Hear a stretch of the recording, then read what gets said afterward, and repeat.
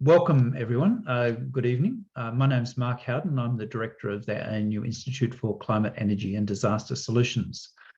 Tonight we're going to hear from Roslyn Prinsley, Assistant Professor Roslyn Prinsley, on how we can defend Australia from disasters. Before we start, I'd like to give an acknowledgement of country. Darawa Nuna, Darawa Ngunnawal. I would like to acknowledge the Ngunnawal people, who are the traditional owners of this land on which I am on today. And I pay my respect to the elders of the Ngunnawal Nation, both past and present, and I extend this respect to all Aboriginal and Torres Strait Island peoples in attendance today. You are all most welcome to share in the chat where you are joining from today and acknowledge the traditional owners of your region. I'd also like to acknowledge that this is a seminar as part of the Game Change Fund. The Game Change is a funding arrangement which produces awards to provide game-changing support to an emerging generation of bright PhD scholars from rural and remote areas so they can contribute to game-changing climate change research, adaptation and mitigation outcomes. More information on the Game Change Fund will be made available at the end of the event. Now, we're going to have some time for audience Q&A at the end of this event, but you can also submit questions at any time through the Q&A tab that you see down at the bottom of your screen. Dr. Prinsley will also be asking you some questions during her presentation through use of Mentimeter. This is an audience participation instrument which allows you to vote on different questions that Roslyn is going to raise. So you can answer these questions on your phone and laptop by logging into menti.com and then using the code that will appear on the screen during the presentation. So I'd just like to introduce Associate Professor Roslyn Prinsley. Roslyn is the Head of Disaster Solutions at the ANU Institute for Climate, Energy and Disaster Solutions. She's an Associate Professor in the practice of research leadership and disaster risk. Before taking up this position, Roslyn was a Senior Advisor to the Federal Department of Education and Training. She was previously the National Advisor for Science and Mathematics, Education and Industry in the Office of the Chief Scientist. Welcome, Roslyn.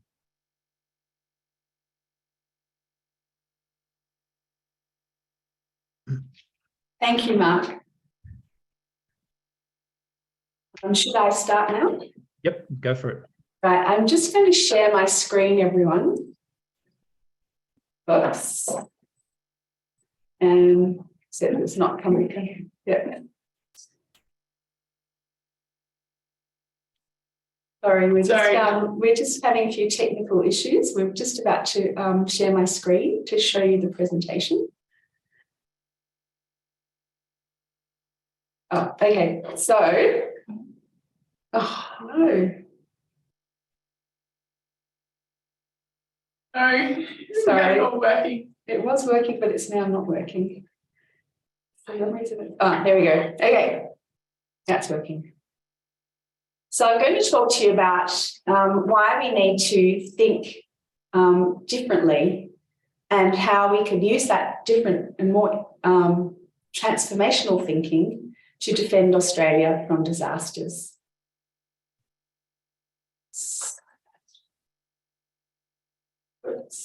So recently, the World Economic Forum carried out a global risk perception survey where they interviewed thousands of people to try to identify what the world thinks are the main risks facing us into the future.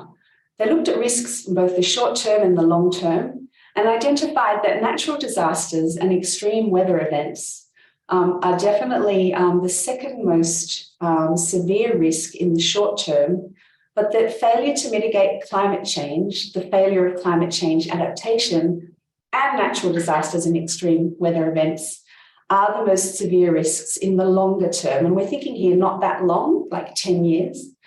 And these are the top 3 risks of a large number of about 20 risks that were identified through this process.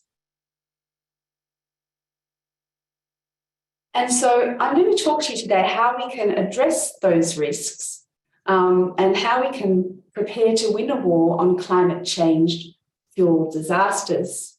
Because like a world war, climate change is a threat to people, to world stability, to the quality of life, the economy, health and infrastructure. But it's worse. The extreme events caused by climate change have other impacts.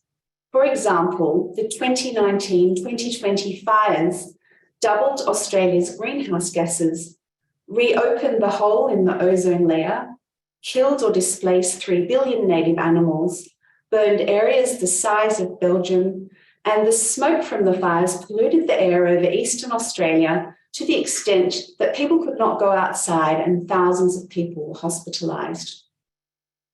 Right now, we're very worried about war with China, yet this danger and such dangers may happen sometime in the future. Carbon emissions are here now, and they're increasing as we speak. We are already seeing vast destruction caused by extreme weather over the last few years. The recent bushfires, floods, hailstorms and cyclones, and we expect these extreme events to become worse and more frequent. We cannot keep picking up the pieces. We need a new way of thinking. Climate change is an existential threat, and we need to be better in reducing our greenhouse gas emissions. Yet, even if greenhouse gas emissions stop tomorrow, the impacts of climate change will continue to increase due to past emissions. So it is imperative that we develop the tools and strategies we need to defend ourselves and our Earth from the impacts of ever-increasing natural hazards. These include education, governance, radical policy changes, new industries, and making sure that we incorporate disaster resilience into.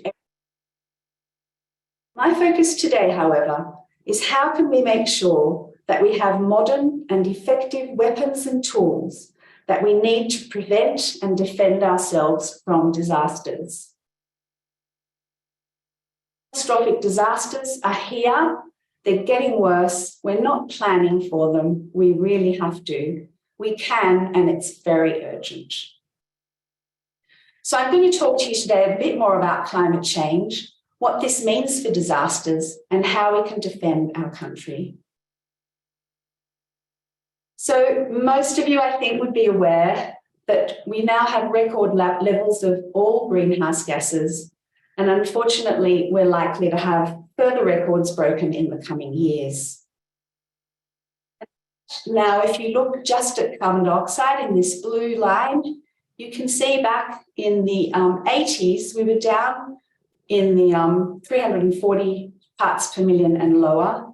And what occurs to me at this time is that around this time, in the 80s to 90s, I was doing my PhD.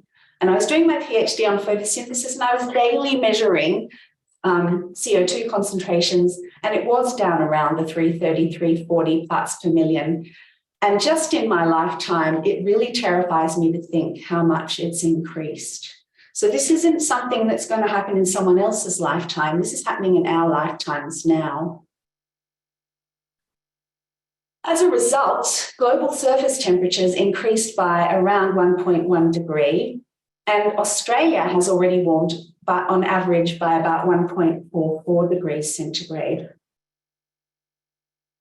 And action on climate is crucial, but unfortunately, it's just not looking good enough.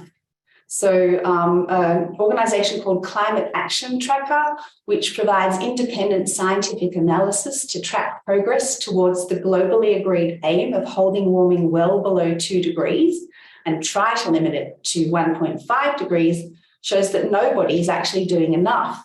So you can see here that the 1.5 degree Paris Agreement compatible level, there's just not one single country that's actually 1.5 degree Paris Agreement compatible. Fortunately, there are a few countries that are almost sufficient, and Australia sits here. It's moved from the highly insufficient to the insufficient, along with other countries such as the USA and Germany and Japan. But unfortunately, we have this big group here on critically sufficient and highly insufficient that really need to lift their game. And so it doesn't seem as though carbon emissions are going to stop anytime soon. And even those that we have in the air at the moment are going to actually cause problems for us with disasters. So what does climate change mean for disasters? So the sixth assessment report of the IPCC Working Group 1 showed that human activities are causing climate change, making extreme climate events more frequent and severe across all regions. So we already have, and you just have to look at India at the moment, but we'll be expecting more extreme heat waves, more frequent and more intense. Heavier rainfall, more frequent and more intense. More droughts, which will get worse and more extensive in some regions, more frequent fire weather, oceans which are warming, acidifying and losing oxygen, and sea level rise with increased storm surges and salinity encroachment. And we'll also be expecting more intense cyclones, and I'll be talking about that shortly. So the United Nations Disaster Risk Reduction Agency has done a lot of analysis on the frequency of extreme events and has identified that they are increasing worldwide. And even if we stop carbon emissions today, as I said before, which we can see that we won't, we're expecting them to increase by 40% by 2030. So that's by 2030, but let's just have a look a little more into at what we think is going to happen with temperature change, bearing in mind the extent to which that climate change, temperature change, impacts upon these events. So you can see here now we're nearly in 2020 and we can see it's starting to look a bit red, a bit less green and blue. But as we move up to a low emission scenario to 2.5 degrees, we can see that Australia's not looking very good and many parts of the world are looking very bad. But if we actually reach that 6.2 degrees, you can see the world's pretty much in a very, very bad state. And those disasters will be something we'd rather not think about, much less experience.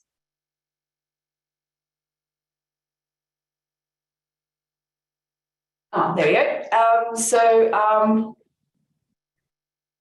So if we actually look at this now, we can see that in a very low emission scenario, we'd still be facing high risks and impacts of extreme weather events and potentially large-scale tipping events as well.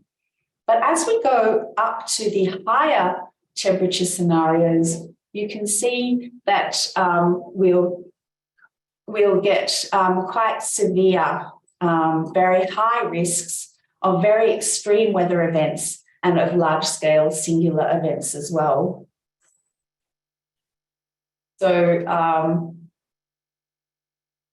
not only, as I've said, is the frequency of these disasters increasing, but the intensity and extent of extreme events is also increasing. And this is some work done by Pep Panadel from CSIRO and colleagues, and they've identified that the multi-decadal increase of forest burned area in Australia is very much linked to climate change. And so you can see if you look back here into the 80s, we had nothing like the fire years that we've had recently, and they have really been getting worse and worse. And the reason is because of the more dangerous fire weather conditions due to higher temperatures, ignitions from dry lightning, and fire-generated thunderstorms. So our new normal is increasingly frequent severe extreme events, such as heat waves, droughts, floods, bushfires, tropical cyclones, sea level rise, giant hailstorms in Southeast Australia, as well as experiencing these together. So for instance, if a bushfire has burnt down the trees on a hillside, then any kind of flooding will cause much worse landslides. So they compound each other. And not only that, but we get cascading consequences from these disasters as well. So obviously, if you have a fire or a storm and it does something to your electricity infrastructure, you then don't have any power. And if you don't have any power, that impacts on people's lives, on their health and the economy. So that's our new normal. That's what we're facing.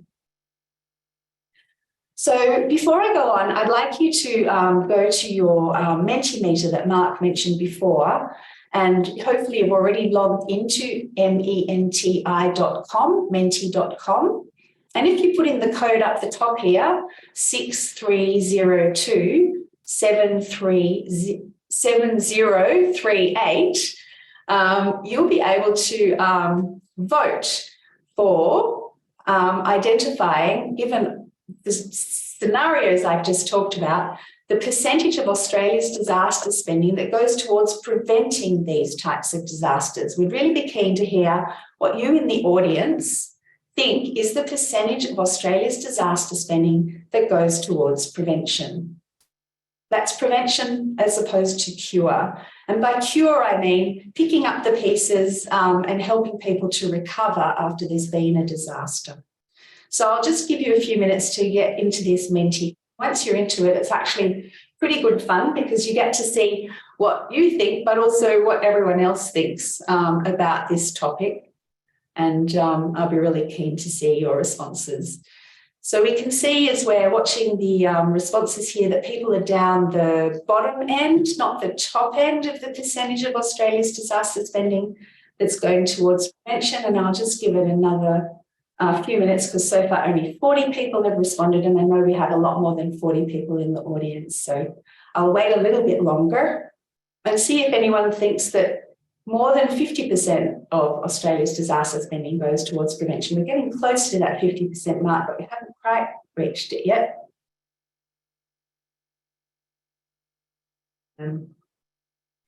All right. I might end in time. What does that mean? That's the answer. 2%. 2% is what people thought. No, that's your answer. Oh, that's my answer. Oh, the real answer, sorry, just trying to work out the technology here. The real answer is 2%.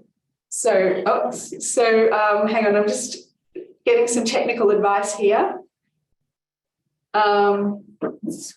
Oh no, I'm including mitigation spending. Yeah, anything to do with stopping the disaster as opposed to picking the pieces up and saving and helping people rebuild after a disaster.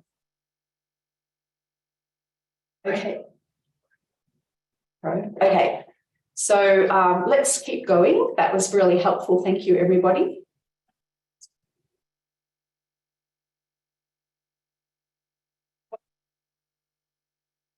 Oh, now I go down here. Oh, okay. So now I'll tell you the real answer. So the real answer is that Australia has not been spending very much on future-proofing and disaster resilience, so prevention. 2% of our federal government's resources spent on disasters between 2005 and 2022 has been spent on future-proofing and disaster resilience, while 98% has been spent on recovery and relief, which is more of a cure. And the cost is only going to grow. We know that under a relatively optimistic low emissions scenario, the economic costs of natural disasters in Australia is estimated to grow to $73 billion per year by 2060. And that's not to mention all of the social costs and environmental costs that we've mentioned before. So what we're finding is that with every new bushfire and flood, Australia is spending more and more on disaster recovery. What we really need to do is learn how to prepare for and not just recover from natural disasters.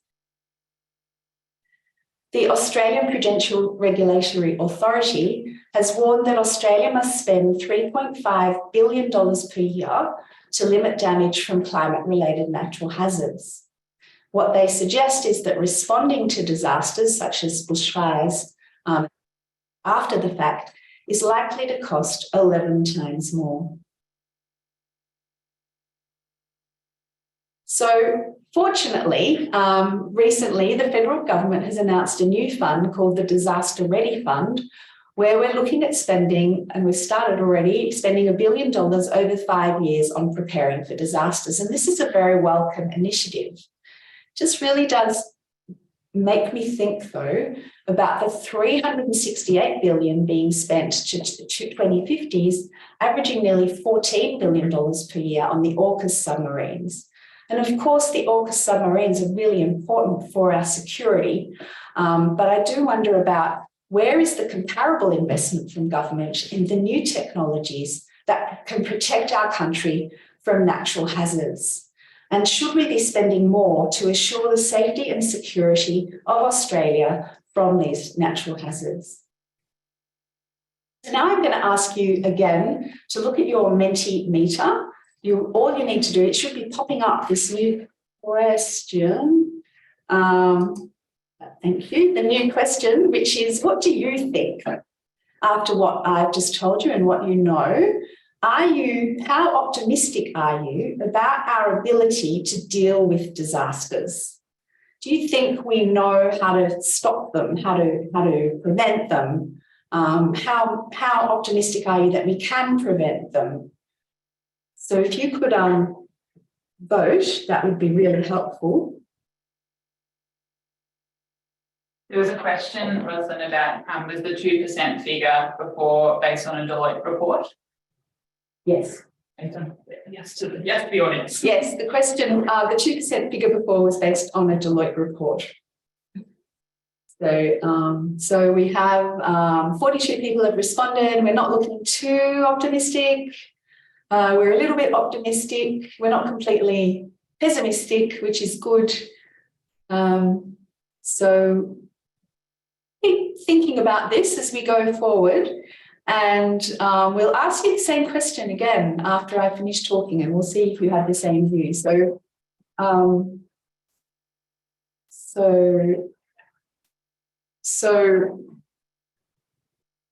Right. So thank you. So now we're going to talk about how we can defend our country, and particularly what ANU is doing to help us defend our country.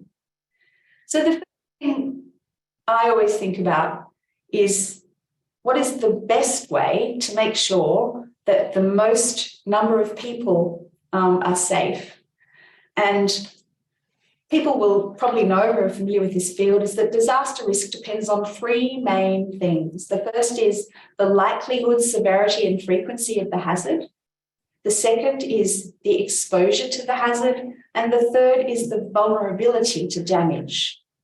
And currently there's a huge amount of effort on keeping people safe, of course. It's only natural. And I agree that we need to keep as many people as possible safe. And we need to make sure that there is not vulnerable to damage either. And we need to make sure that the infrastructure that supports our populations is also kept safe.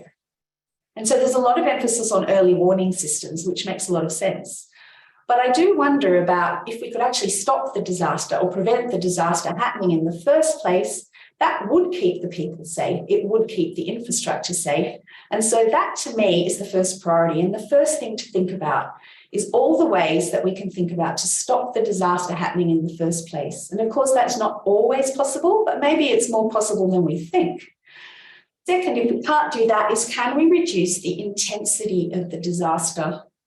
So it might keep a lot more people safe if it's not as bad. And it would also protect infrastructure, agriculture, and the environment. So that's the way we've been thinking, and that's the way that ANU is now working. And so first sort of disaster we're trying to stop is a catastrophic bushfire. So essentially, how can we, rather than wait until fires get so big that we can't put them out and all we can do is protect people and infrastructure, can we think of new ways to actually stop the bushfire when it's tiny and put it out then, so that it never gets to be big enough to actually worry about? And we need to do this most of the time when we're expecting a catastrophic bushfire. And so, unfortunately, to date, research has been dedicated to understanding how large fires get larger and how we can stop them from damaging important infrastructure, because we know that often we never see them when they're tiny, and we certainly can't put them out then. Is that large fires start small in remote areas, and we usually don't see them until they've grown too big to extinguish. What if we invested our efforts into detecting them when they were tiny and putting them out when they were tiny? So it would be something like this. So you would detect the fire using a range of different detection technologies the minute the lightning hit it, within a minute. And then you identify or develop and research new technologies for putting it out within 5 minutes.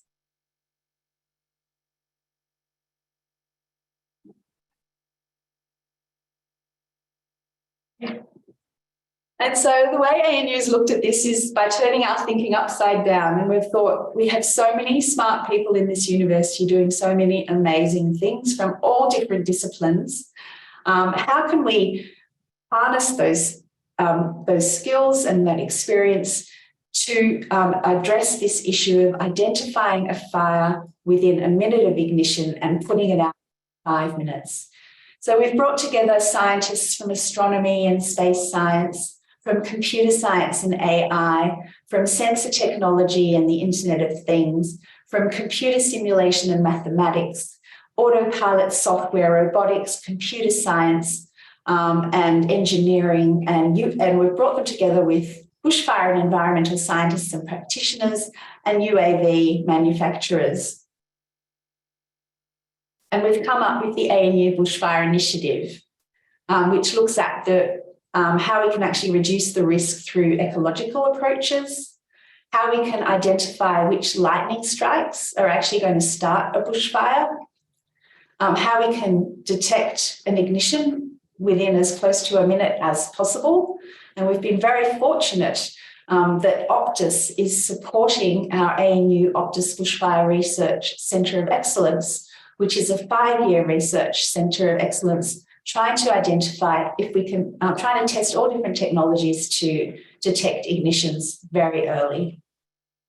We need to do research in data analytics and communications, in safe and rapid suppression, and in legal and economic analysis. And in safe and rapid suppression, we've developed some new water gliders, and we've also got groups of engineering honours students trying to develop alternative technologies. So we've talked about how we might stop bushfires and how we might use new technologies to do that. Another project we're working on now is how we might stop cyclones. So everyone probably knows that cyclones cause huge global damage annually. On average, US $28.5 billion, but last year, I think alone, Hurricane Ian caused $125 billion worth of damage. And so the mortality rate was 16,700 lives per year. And we know that due to climate change, tropical cyclones are increasing in intensity, and they have been increasing in intensity over the last 40 years.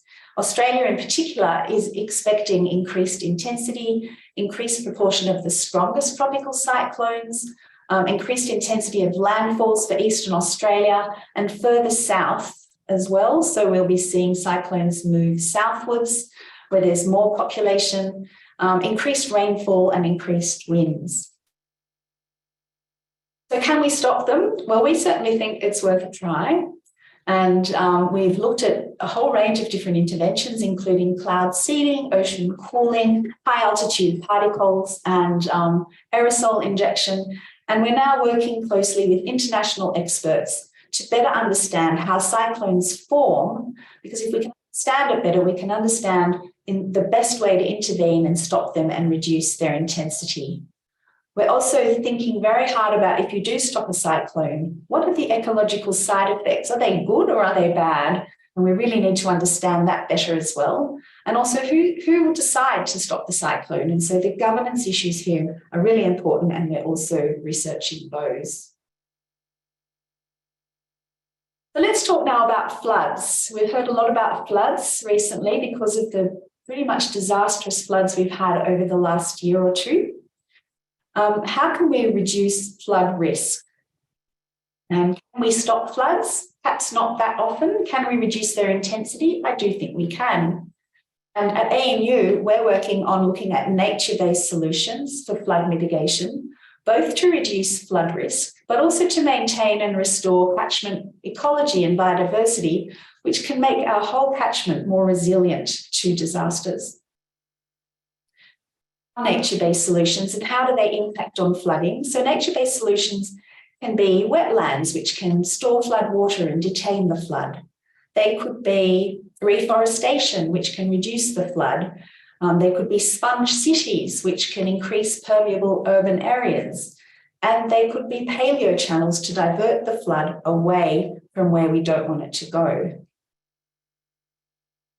Why nature-based solutions? Well, nature is a key asset. And the Intergovernmental Panel on Climate Change and the Intergovernmental Science Policy Platform on Biodiversity and Ecosystem Services joint report have agreed that the world must tackle climate change and biodiversity loss together if either issue is to be successfully solved.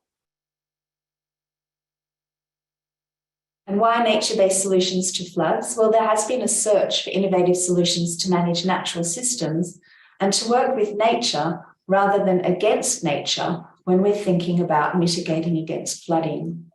And in this way, we can balance the benefits to both nature and society and develop solutions for a resilient economy. It's important to remember in this context that floods can have benefits. They can support wetland ecosystems, they can provide fish and waterbird habitat and surface and groundwater and regulate sediments, and they also provide cultural values. And they have many co-benefits, such as carbon sequestration, water quality improvement, erosion reduction, mentioned biodiversity conservation as well. Very fortunate to be funded by the National Emergency Management Agency to do some work on developing the first Australian guidelines to integrate nature-based solutions to increase flood resilience. And we're doing this through partnering with regional communities across Eastern Australia to develop the first Australian guidelines for nature-based solutions for flood resilience. So this is a really exciting project. It's an interdisciplinary project, and we're hoping that we'll be able to take this field further in the 2 years we have to research it. And so now I've told you about some disasters, some solutions to disasters. I'm wondering if I've changed your level of optimism about our ability to deal with disasters. So, oh, you've already started. Oh no, hang on. We got 2.1 last time. So what are we going to get this time? See if you're more optimistic than you were the last time. So, oh, it's growing. Oh, that's wonderful. Oh no, it's going back down. Oh, it's quite exciting watching this. It's kind of a bit like a yo-yo. So it's growing anyway. It's not, we've still only got 37 people. Does anyone else want to vote for a more optimistic, strongly optimistic Lee? I agree that these solutions that we've come up with are not simple, but they are possible, more possible than you might think. Okay, 2.6. Well, that's better than 2.1. I'll give it another minute. Oh, fine.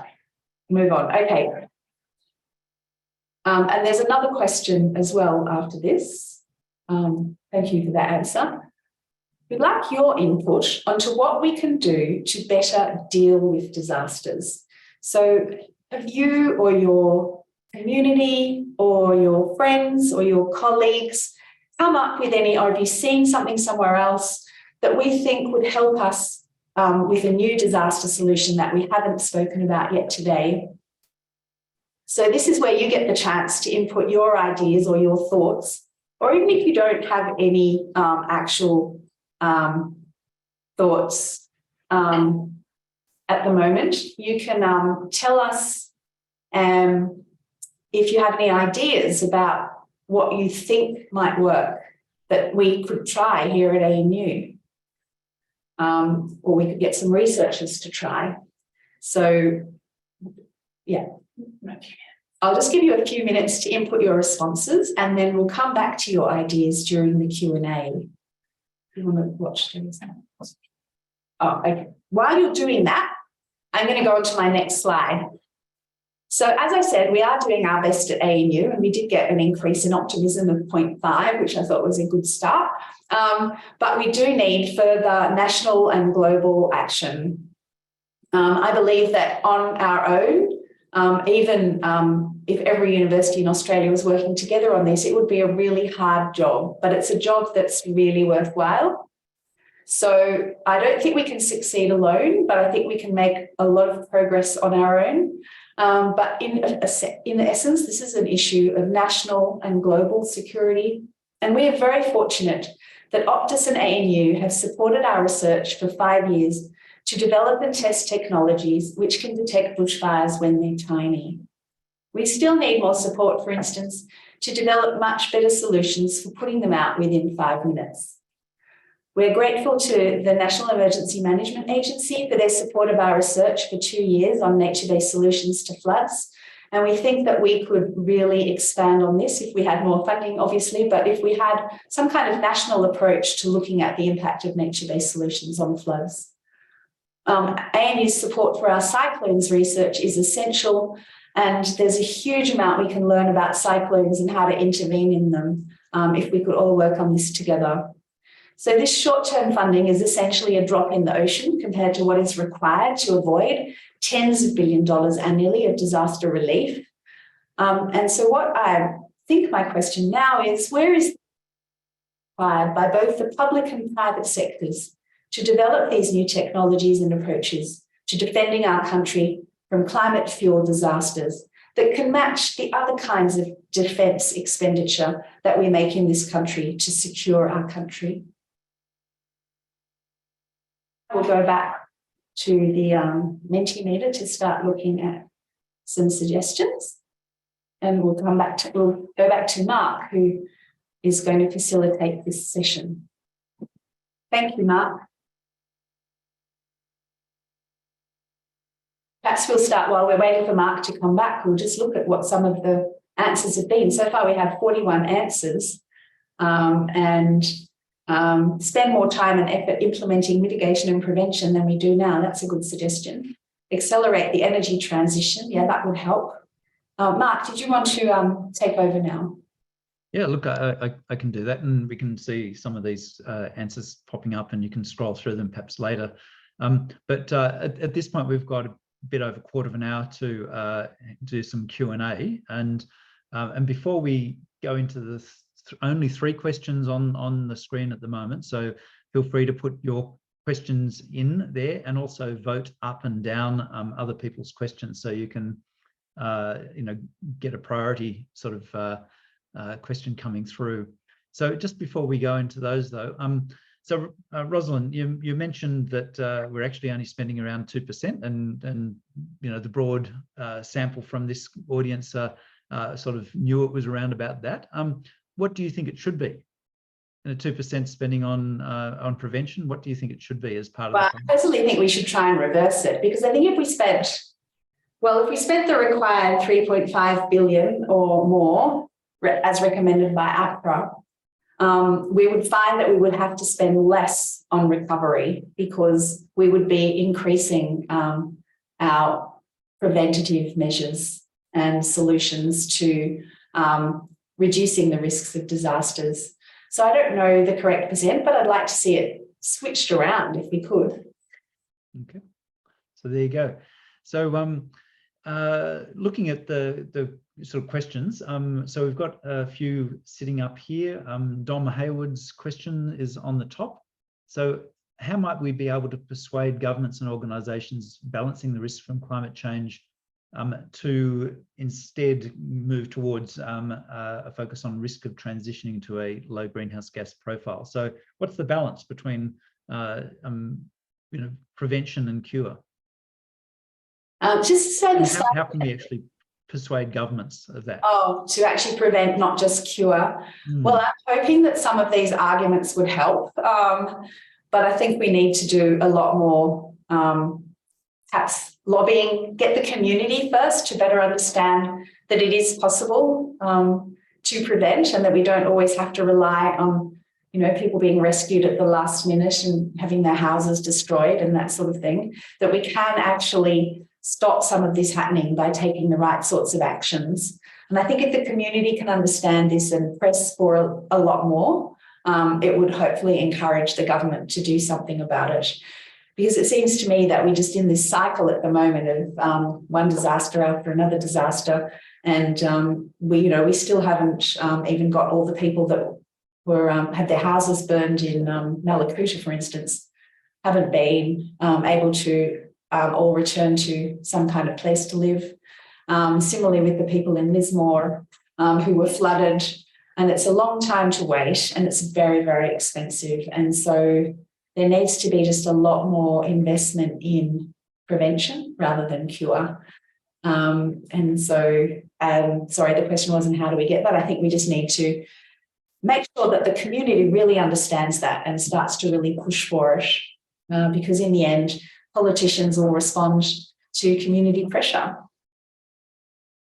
Thanks, Roslyn. That's very helpful. One of the things that perhaps is coming out of the recent scientific analysis is that that a person who's been born, so someone who's young now, through their lifetime will suffer 3 to 4 times as many climate extremes as their grandparents did. And so if you actually start to think about that, that should actually be a fairly strong rationale for government action, I think, as well as broader. Now, looking at the sort of voting and the question Q&A, we've got the top voted one at the moment is from Sarah Leck, and that is, how does trying to stop all fires affect the ecological, environmental and cultural outcomes for a fire-dependent landscape and ecosystem? Yeah, so that's a really good question, Sarah. And we have, as part of our system, ecologists helping us work out when to use the system. So obviously no one wants a repeat of the 2019-20 bushfires, which were pretty much in very catastrophic conditions that actually destroyed our ecology. It wasn't good for the ecology at all. And I have many ecologists telling me this quite frequently. And so we need to decide when to use the system. So in very cool weather, when we're not likely to get kind of a catastrophic type fire, we might want to manage the whole risk of the fire differently, so that we do manage to get the regeneration that's required through fire ecology. But I think, unfortunately, the way things are going, those kind of times are getting less and less. So we are looking at systems such as Indigenous burning as well, that could be used for this kind of purpose. Okay. Thank you, Roslyn. So a question from Omar El Khadi. Is there a possibility to develop a common climate risk scenario for Australian businesses to use in forecasting risk? We often see this as a significant hurdle in debates in a political, financial and social setting, and also in pricing it appropriately. A common climate risk scenario. Yeah, it's interesting you should say that. We recently met with an insurance company, Swiss Re. They're doing a lot of work in this area. And obviously the risks that they are looking at are the sorts of ones that you would also probably be interested in, and you probably would like to know the sort of risks that they were looking at. And so one way to do it is to look at what the insurance companies are predicting. The Climate Council's also done some climate risk analysis of this nature, which is freely available. So there are climate risk analyses out there for Australia. Mark, you might know of ones I don't know of, but there are a whole range of different scenario approaches. The challenge, I think, is having one that speaks broadly to the different needs of different users and is still understandable. Yeah, so just the sort of next question, Shannon, from Shannon Taylor is, Roslyn, when will you deliver the NBS nature-based solutions guidelines for floods? Hopefully by the end of next year. So I think our milestone with NEMA is the end of October next year. Then obviously they'll need to be approved and released as well. So yes. So not too far off. No, not too far off. How can people who are interested in this actually get hold of them? That's a very good question. So we're currently actually talking with the Australian Institute for Disaster Risk to see whether we should collaborate with them in getting these guidelines out to people that need them, because I guess not that many people come to ANU to look for disaster risk type guidelines, whereas they would more normally go to the AIDR. But we are looking right now at the best way to make sure that as many people as possible can freely and very easily access these guidelines. Okay. Thank you. So a question from an anonymous attendee. Do you think there is a sociological/political element that responding to a disaster is something you can rally people around? The comment is, prevention is so unsexy. Prevention of anything's unsexy, isn't it? Like, I just still don't understand why we have such an epidemic of type 2 diabetes in this country when we all know what causes it. And I think I really need to speak to more psychologists about this issue, about why people wait until things get so bad before they want to do anything about it, when they could quite easily prevent it earlier on. And I really don't know the answer to this question, but I think it's the key to getting having a world that's a much better place to live in, and having much better health. And it's a very good question. I wonder about it a lot myself. I think people are just busy doing what they're doing and they don't want to change the way they do things, and they don't like change until it's forced on them. I don't know, Mark, perhaps you have a better answer, but I think it's very challenging.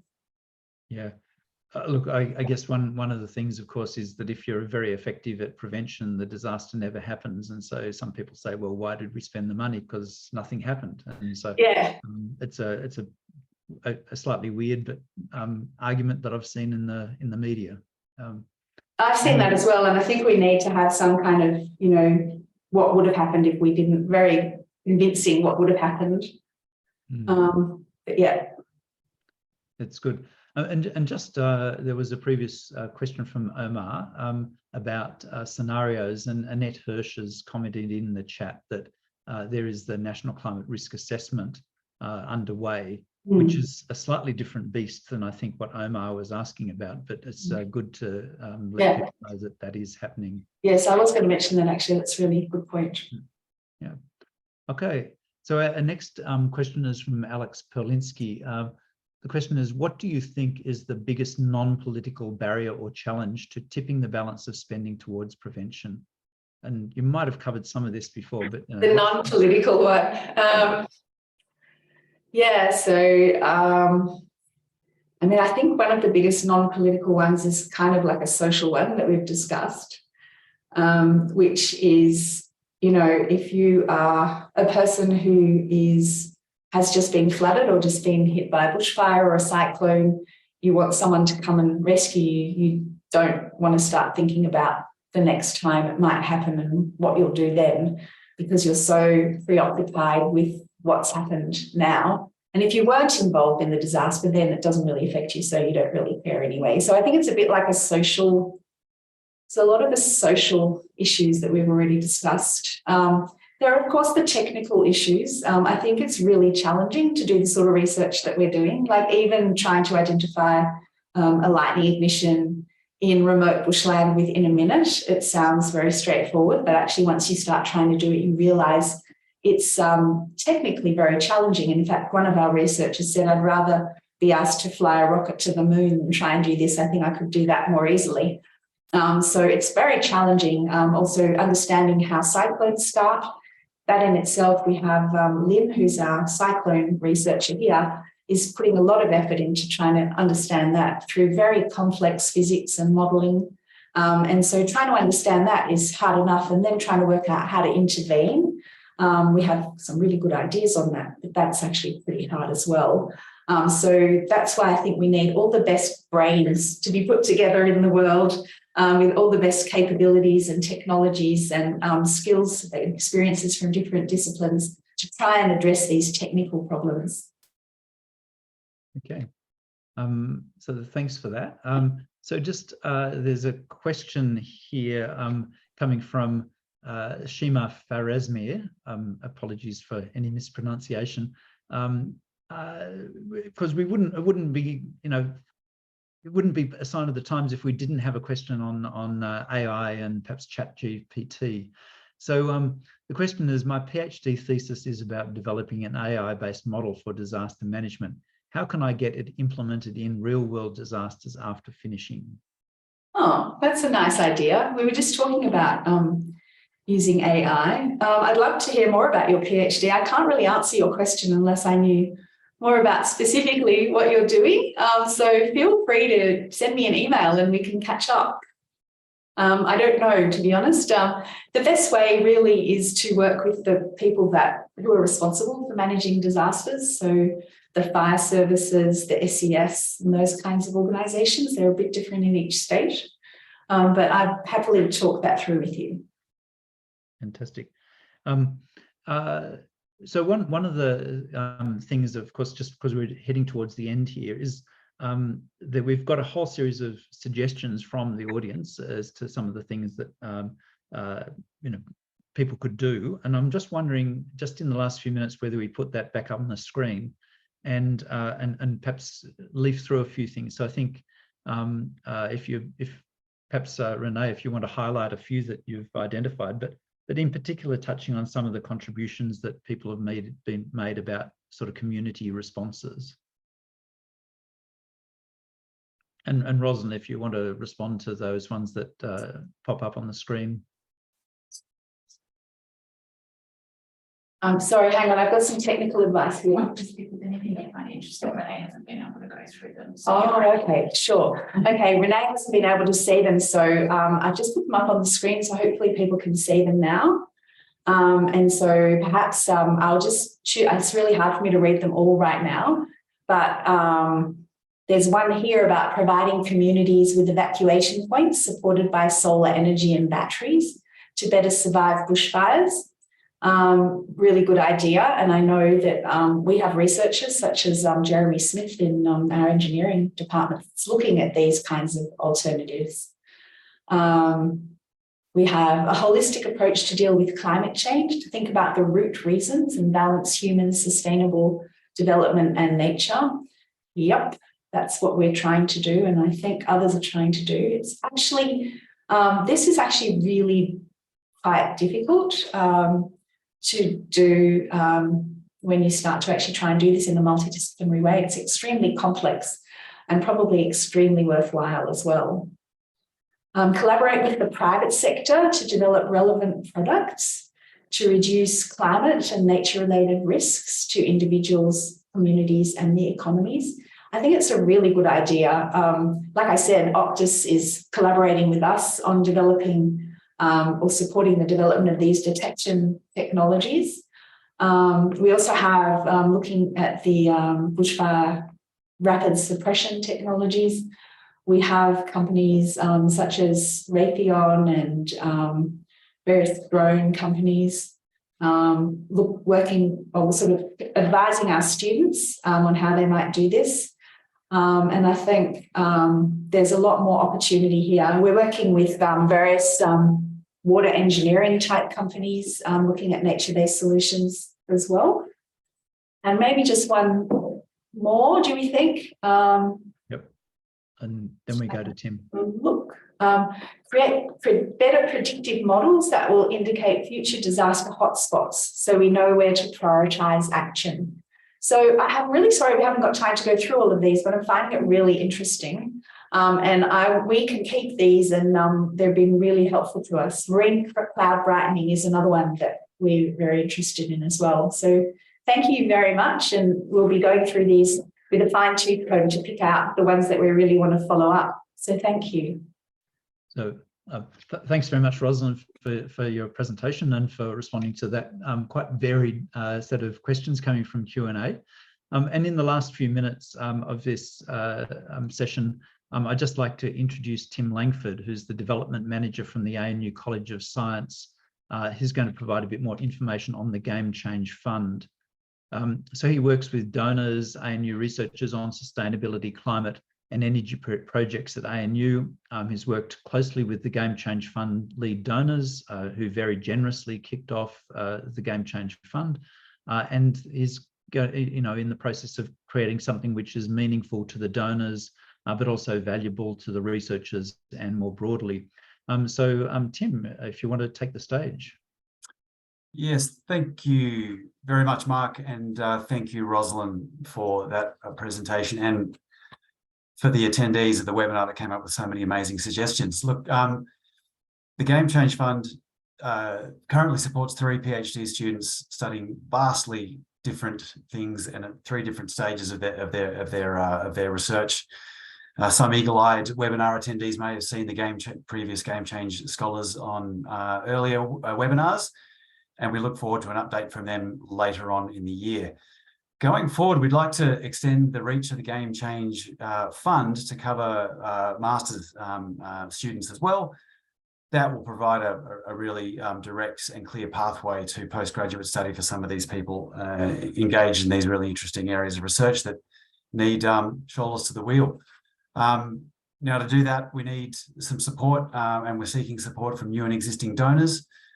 The fund details, I believe, have been shared in the chat, as have mine. So I would be really happy to speak to anyone who would like some information or to know what kind of impact that their support can indeed provide. Just finally, I'll leave you with a reminder that we're only a few days out from the end of the financial year, where many of you will be doing your best to organise your personal and business finances. So on that front, the ANU development and advancement team would be all ears. All the best, and thank you very much. Thanks very much, Tim, for that very concise sort of explanation of the Game Change. And just to reiterate, is that this really has made a huge difference to those PhD students who have been recipients of the funds, and enabling them to do some really interesting work, and also just reinforcing that this is for people from regional, remote areas, and people from disadvantaged backgrounds. So it really does give them an opportunity that they simply wouldn't otherwise have to actually do that research, which is so important for us to take into the future. So with that, I'll just like to wrap up tonight's event. I want to thank Roslyn, I want to thank Tim, the Game Change donors, all of those, but particularly the original Game Change donors, Graham and Ray, and also Renee and the others who have organised this event tonight, and particularly, of course, to the audience, both for participating in that Mentimeter activities, really some quite interesting results there. It's lovely to see that sort of dynamic response appearing on the screen, but also a few fantastic questions in the Q&A. Anyway, I hope you all have a great night, and look forward to seeing you next time. Bye-bye.